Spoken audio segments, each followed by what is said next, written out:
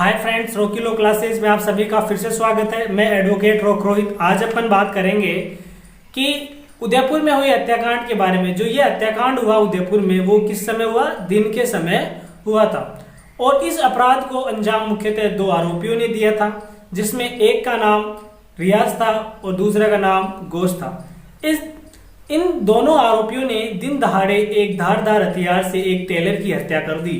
और इसमें कानून के अनुसार टेलर विक्टिम था और रियाज गोश्त और जो एक तरीके से क्या थे, एक्यूज्ड पर्सन थे। जो इसमें कानून की दृष्टि से देखे तो जो रियाज और गोश्त थे क्या थे?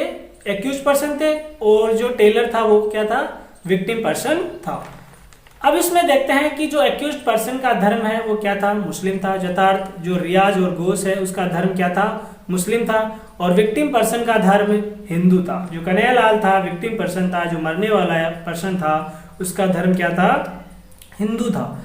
तो आज अपन देखेंगे कि कानून में रियाज और गोश्त के लिए क्या क्या सजा लिखी हुई है। जो रियाज और गोश्त ने जो ऑफेंस कमिट किया है उसमें उनके लिए कानून में अर्थात आईपीसी में उनके लिए कौन सी सजा प्रोवाइड की गई है, उसी सजा के बारे में परिचर्चा करेंगे। तो क्लास स्टार्ट होने से पहले आप सभी से विनती है कि चैनल को अधिक से अधिक लाइक एंड सब्सक्राइब कर दे। देखते हैं आईपीसी का सेक्शन 300 यह कहता है कि अगर किसी व्यक्ति का इंटेंशन अर्थात पूरी प्लानिंग के साथ किसी अन्य व्यक्ति को मारने का है और वो मारने में क्या हो जाता है? सफल हो जाता है, तो उन्होंने आईपीसी के सेक्शन 300 के तहत क्या कर दिया? मर्डर का ऑफेंस कर दिया। अब इसमें एक उदाहरण देखते हैं, उदाहरण के तौर पे समझने की कोशिश करना। उदाहरण से मेरे को लगता है बेटर समझ में आएगा। उदाहरण है कि संजू और रिया एक क्या है? एक तरीके से गहरे मित्र है। संजू एक लड़की है और रिया भी एक लड़की है। इन दोनों में गहरी दोस्ती है। ये एक तरीके से दोस्ती का रिश्ता निभा रही है। इन दोनों में थोड़े दिनों बाद क्या होती है? एक तरीके से अनबन होनी स्टार्ट हो जाती है। इनमें बनती नहीं, इन दोनों में अनबन होनी स्टार्ट हो जाती है। इन दोनों का रिश्ता धीरे धीरे दोस्ती से किस में बदल जाता है? दुश्मनी में बदल जाता है। अर्थात ये दोनों दोस्ती का रिश्ता निभाते निभाते थोड़े दिनों बाद शत्रु का भी रिश्ता निभाने लग गई।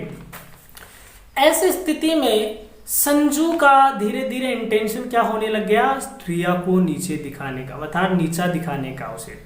फिर धीरे धीरे संजू का इंटेंशन चेंज हुआ और संजू का लास्ट में इंटेंशन ये हो गया कि अब तो रिया को खत्म करना ही है। संजू ने ये ठान लिया कि अब रिया को खत्म करना है, अर्थात उसने क्या करना स्टार्ट कर दी? प्लानिंग करना स्टार्ट कर दी और रिया को लास्ट में क्या कर दिया? मार दिया। अब ऐसी कंडीशन में संजू ने क्या किया? मर्डर का ऑफेंस कर दिया, जिसकी परिभाषा किसमें है? आईपीसी के सेक्शन 300 में मर्डर की परिभाषा दी गई है। अब इस केस में देखिए, इस केस को इसमें मिला के देखिए। जो रियाज है और गोश्त है, मोहम्मद गोश्त है, उन्होंने क्या किया? एक तरीके से टेलर की हत्या की। अब वो एक दिन में थोड़ी ना था, उनका प्लानिंग क्या थी? पहले से थी। उन्होंने पहले से प्लान बना रखा था कि इस दिन पहले उसको धमकी दी गई। भाई उसको पहले धमकी दी गई थी। धमकी देने के पश्चात उसे मारा गया था। किसके द्वारा? रियाज और मोहम्मद गोश्त द्वारा एक धारदार हथियार द्वारा एक क्रूरता पूर्वक उस पर लगभग उस टेलर पर 52 बार क्या किया गया था? वार किया गया था। 52 बार वार करने के बाद लास्ट में एक तरीके से उसकी गर्दन अलग हो गई थी। एक क्रूरता पूर्वक उन्होंने क्या किया था? अपराध किया था और लास्ट में उसकी गर्दन अलग हो गई। अब इसमें एक तरीके से कानून की दृष्टि से देखिए इसको, वो तो एक अलग मैटर है। कानून की दृष्टि से इन्होंने क्या कर दिया? मर्डर। भाई मर्डर भी दो प्रकार का होता है, एक तो कल्पेबल होमिसाइड और एक कल्पेबल होमिसाइड का हिंदी में अर्थ होता है मानव वध और एक होता है मर्डर। आपराधिक मानव वध और एक होता है हत्या। तो अभी इन दोनों में डिफरेंस नहीं समझाऊंगा, मैं ओनली हत्या के बारे में बताऊंगा कि हत्या किसे कहते हैं। हत्या किसे कहते हैं? अब जो रियाज और मोहम्मद गोश्त था उसका पहले से क्या था? इंटेंशन क्या था? भाई इसको मारना है। वो गए, उसकी दुकान में गए, नाप देने के तत्पश्चात ही उसे क्या कर दिया? खत्म कर दिया। एक धारदार हथियार से उसे खत्म कर दिया। अब खत्म कर दिया। अब कानून की दृष्टि से आ जाइए। कानून की दृष्टि से इस अपराध के बारे में देखते हैं कि मर्डर की सजा का प्रोविजन आईपीसी के सेक्शन 302 और 3 में दिया गया है। तो आईपीसी का सेक्शन 302 यह कहता है कि अगर कोई व्यक्ति मर्डर करता है और कोर्ट में यह साबित हो जाता है कि इसने मर्डर किया है, तो इसमें आईपीसी का सेक्शन 302 आजीवन कारावास और डेथ पनिशमेंट का क्या कराता है, प्रोवाइड करवाता है। लेकिन इस केस में रियाज और घोष ने वीडियो शूट करके और वायरल करके पहले ही ये साबित कर चुके हैं कि उन्होंने ही यह अपराध किया है। इस केस में मेन चीज क्या है वो देखिए भाई, जो रियाज और मोहम्मद घोष हैं उन्होंने पहले ही एक तरीके से वीडियो शूट कर लिया और पब्लिक में वायरल कर दिया, और एक तरीके से क्या कर दिया, पब्लिक में वायरल और वीडियो शूट करके पहले ही ये जनता के सामने ये साबित कर चुके हैं। जनता मान लीजिए कोर्ट के सामने, कानून के सामने, सबके सामने पहले से उन्होंने ये साबित कर दिया कि हमने मारा है। किसको? कन्हैयालाल को, टेलर कन्हैयालाल को हमने मारा है। ये उन्होंने खुद ने माना है। और मानना क्या है, उस वीडियो में दिख रहा है, वायरल हुआ उस वीडियो में दिख रहा है कि उन्होंने ही वार किया है और उन्होंने ही मारा है। और उनकी सबसे बड़ी गलती है कि हमारे देश के पीएम अर्थात प्राइम मिनिस्टर को भी उन्होंने धमकी दी है।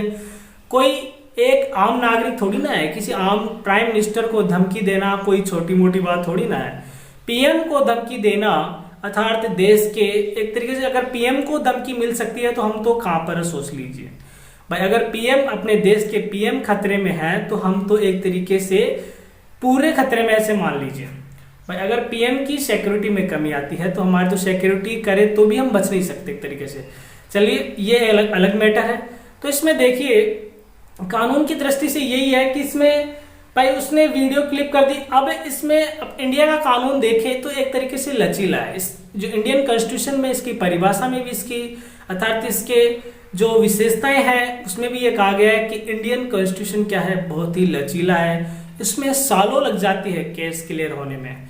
अगर फास्ट ट्रैक में इसमें मामला चलाया जाए तो फास्ट ट्रैक का फैसला स्टेट गवर्नमेंट लेगी। अब स्टेट गवर्नमेंट का अभी तक कोई फैसला नहीं लिया गया इसके बारे में, इस उदयपुर हत्याकांड के बारे में अभी तक कोई डिसीजन, स्ट्रॉन्ग डिसीजन नहीं लिया गया है।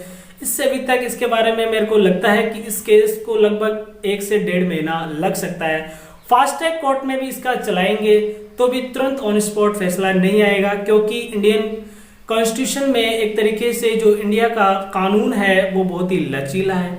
फिर भी आईपीसी का 302 ये कहता है कि अगर कोई व्यक्ति अपराध कैसा करता है, संघीय अपराध करता है, तो उसके लिए सजा क्या है। सजा ढंग से सुन लेना, आजीवन कारावास और डेथ पनिशमेंट। तो यह तो पक्का है कि उनको बेल तो मिलेगी नहीं, उनको दो या तो आजीवन कारावास से दंडित किया जाएगा या डेथ पनिशमेंट या दंड एक तरीके से जुर्माने। अब इसमें एक चीज ध्यान रखना, या तो जुर्माना और आजीवन कारावास दोनों हो सकता है या फिर डेथ पनिशमेंट। अब 303 इसमें आईपीसी का 303 ये सेक्शन कहता है कि अगर कोई व्यक्ति आजीवन कारावास से दंडित है और फिर भी बाद में किसी अन्य व्यक्ति को एक तरह से जेल से भागकर अन्य व्यक्ति का मर्डर कर देता है, तो ऐसी स्थिति में उसके लिए एक लास्ट जो सजा बचती है वो है डायरेक्ट उसको डेथ पनिशमेंट से क्या किया जाता है, पनिश किया जाता है और उसे मार दिया जाता है। लेकिन इसमें रियाज और जो मोहम्मद घोष है उन्होंने एक तरीके से उसका बैकग्राउंड देखे तो अभी तक उनके ऊपर कोई ना तो कोई आजीवन पहले कारावास लगा हुआ है, तो उनको अब देखते हैं, कोर्ट के ऊपर निर्भर है कि उनके ऊपर किस प्रकार का फैसला आता है। कोर्ट के ऊपर ही निर्भर है कि एक तरीके से उसको डेथ पनिशमेंट से पनिश करते हैं या फिर आजीवन कारावास से दंडित करते हैं। Thank you so much Rocky law classes से जुड़ने के लिए। Have A next time.